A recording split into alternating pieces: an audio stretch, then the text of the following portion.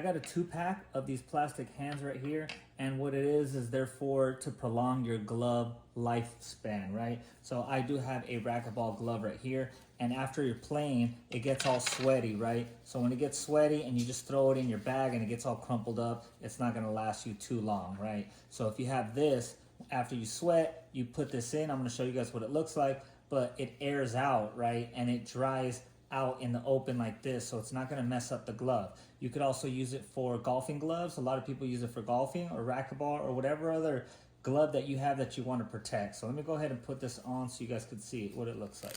Okay, you guys can see just like that. And this side, it does have a little hook, so you could hook it onto your bag, whatever kind of bag you guys are dealing with. That'll hook right on there.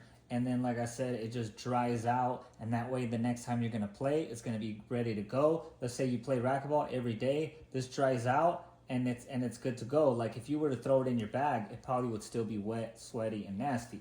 So this is definitely the way to go. I definitely recommend you guys picking up these plastic glove inserts.